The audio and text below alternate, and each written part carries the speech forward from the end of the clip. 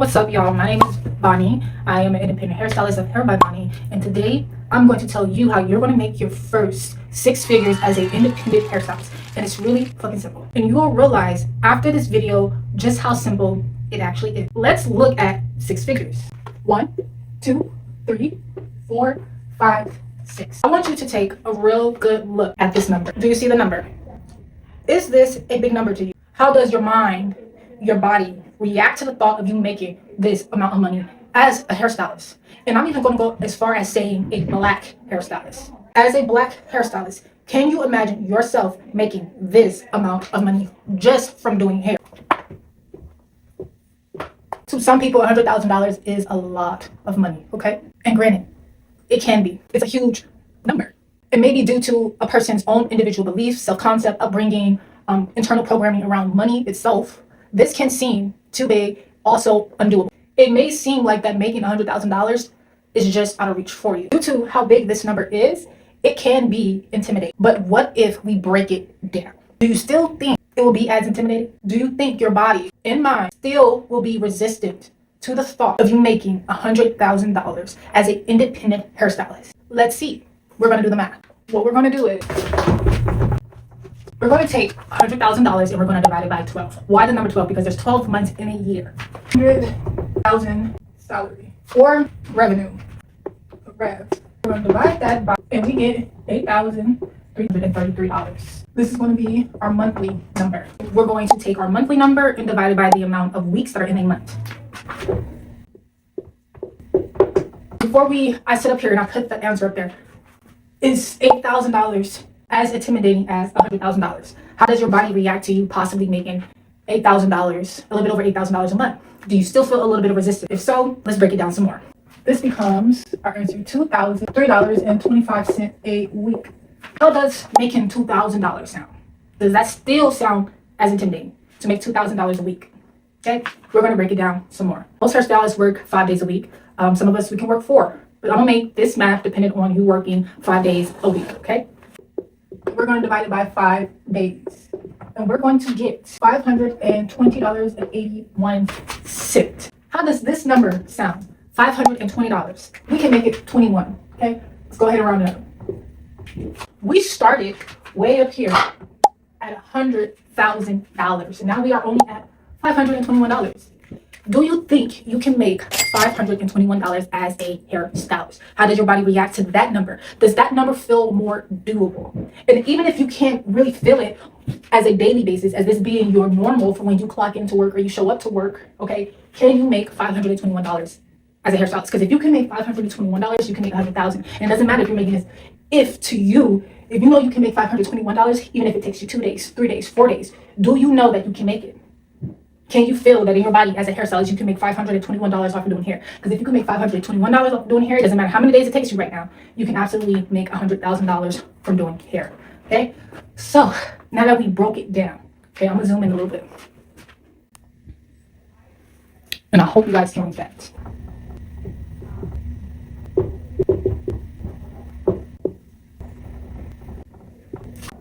You're gonna do that, okay? And if you don't feel like you can comfortably make $521, whether it's on a day, in a week, this is where the next part of this video is going to come into play. Now that we talked about numbers, let me get back up here.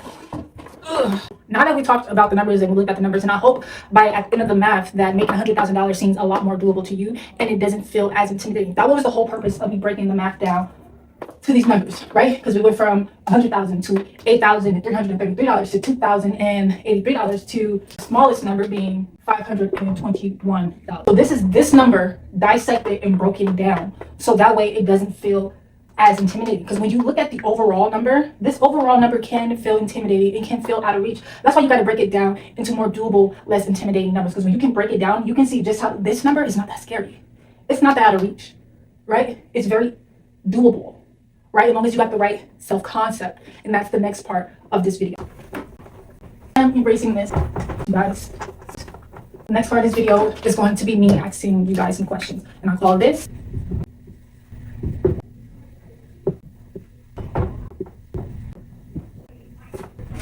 Hairstylist Self-Concept Questions. These are questions I need to ask you as a hairstylist, because your self-concept as a hairstylist is everything. As a hairstylist, you have to know who you are, what you're reaching for, what you want to represent. You have to have some sort of ideal of who you want to be in this industry. So that is your self-concept, your hairstylist self-concept. And as individuals, we have self-concepts across everything, how we show up in our personal lives and how we show up in our business lives, right? So these questions is going to help you understand whether or not you have the self-concept and the mindset of a hairstylist that can generate $100,000 in revenue. Okay, so let's take a look. First question I want to ask you that will help you become a six-figure hairstylist is, what services can you offer worth a minimum $300 to $500? This is a very important question. Let me get out the way so y'all can see it. What services can you offer that is worth a minimum of $300 to $500? Now, if you are a licensed professional, it's going to be very easy to hit this range. Okay. Before I go into depth talking about the services that are worth $300 to $500, I'm going to ask you the next question, because this question and the next question is very, very important, and they go hand in hand. Have you obtained the necessary knowledge and or skill to offer these services? These two are very, very, very important questions that you need to ask yourself when you are identifying your self-concept as a hairstylist, because these two questions are very important, because these are the two questions that's going to be able to help you identify if you are even in the position to earn $100,000, okay, as a hairstylist. A lot of people think just because they know how to do hair, they know how to curl hair, they know how to record videos, that they are absolutely in a position to earn $100,000 legally, professionally, and sometimes people are not, okay? So if I was to help you and guide you through these questions, I would say that the reason why I'm asking you if you have the knowledge and skill to even serve these $300 to $500 services is because it's very important to know if you even have the knowledge or the skill to charge this much, okay? And sometimes people have the knowledge, they have the skill, and they don't even realize it. And other times people are wanting to reach this threshold, reach this pricing point, but they have not attained the knowledge and the skill in order to charge this, okay? Clients are not going to feel okay and confident in giving you this amount of money if they know you have not attained the knowledge and the skill. They're gonna look at you like, bro, you got me effed up. Why would I give you almost $1,000? Clients are only comfortable with spending this amount of money with people who they know are knowledgeable and skillful and know what they're doing. A lot of people nowadays, they don't want people playing in their heads no more, okay?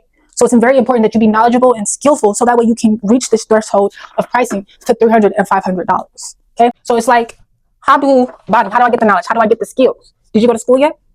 Because a lot of people will tell you that the school, cosmetology school, is not worth the money. That cosmetology school only teaches you the basics. It doesn't teach you how to do weave. It doesn't teach you how to do ethnic hair. And I want to tell you that that is a lie. That is a lie. I want to, let's eliminate that right here, right now. I don't know who's telling y'all, who's trying to denormalize becoming educated and licensed, but they need to stop, okay? I am a hairstylist that started in her kitchen, okay? I used to charge $60, and now I'm in this threshold of $300 to $500, okay? How did I get there? By going to school. School isn't just teach. Let's look at it like this, okay? When we are getting our driver's license, right? The driver's license, we can look at that as the basics.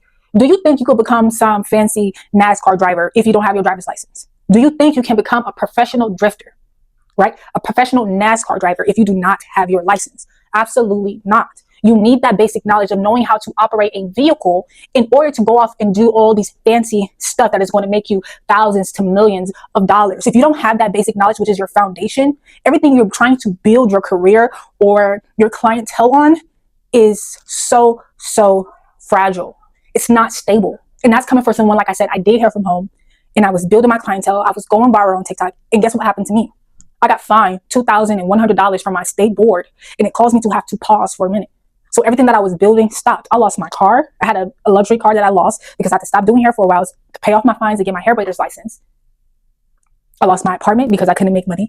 I didn't feel comfortable still servicing people while I was trying to get the fines out the way. Even though I paid them in full, I still stopped and had to wait until I got my hair braider's license. That was the first license I've earned.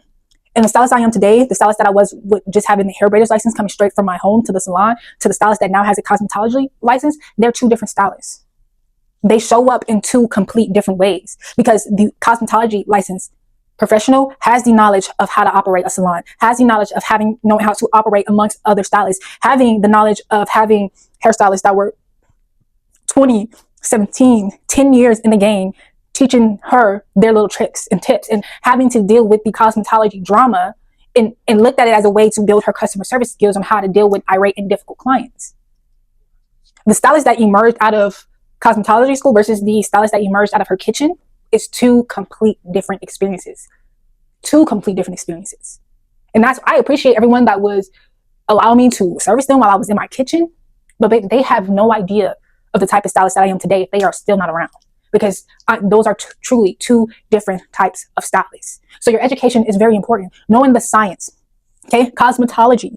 Ology is the study of. Cosmetology is the study of the art and science of beautifying the hair, skin, and nails. Once you know the science, the art of hair, it completely changes the way you see your client's hair when they sit in your chair. And that is worth money.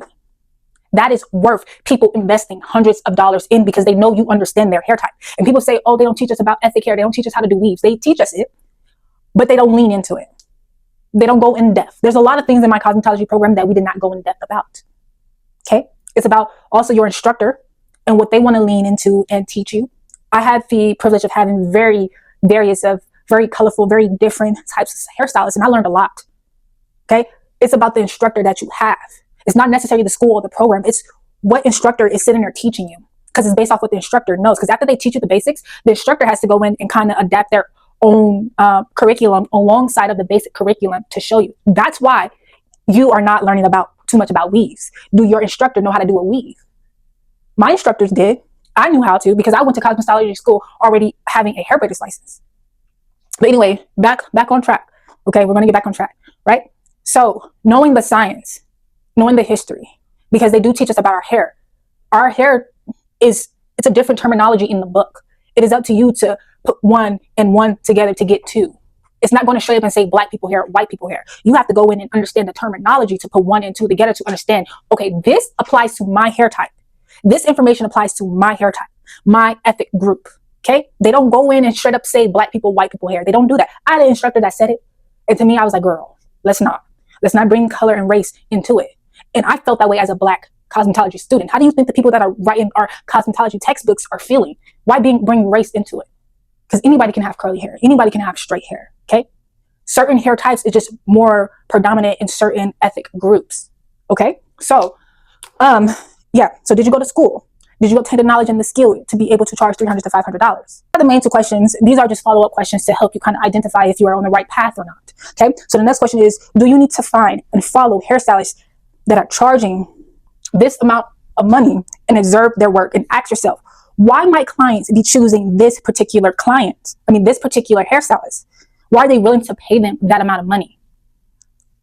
And I'm not asking you to do this in an insecure comparison. Oh, comparison is the thief of joy way, but do this in a way that visual learning works sometimes. Also, do you need to take any additional skill and method courses? These questions are asking you to gain self-awareness as a hairstylist, okay? Analyze yourself so you can come up with a plan. We're going to end this video right here, guys, and I'm not going to offer you guys any ebook courses, no digital books, because I feel like those, they don't help you. A generic one shoe trying to fit everybody type of course, it's not going to help you, because as hairstylists, right, we are all on different paths. Some of us are licensed, some of us are not. Some of us have a platform, some of us don't. Okay, did I say some of us have licenses, some of us don't? Some of us have clienteles built already, some of us don't. So I'm not going to sit here and offer you no ebook course that you're going to open up and feel like you wasted your money on spending, because it doesn't apply to you and your situation right now. But what I am going to offer you is a one-on-one virtual coaching call, so we can sit down and we can see where you're at, and I can from that point advise you on what your next steps should look like to help you get closer to this goal of making $100,000 a year. So if you think this is something that you may be interested in, there's going to be links down below for you to go ahead and book a coaching call. And I would advise booking sooner than later, because we don't know what the availability look like from now and the point that you see this video, and also what the pricing is going to look like from now and when you decide to book, and if it is ever going to increase. Okay, so love you guys a lot. Bye.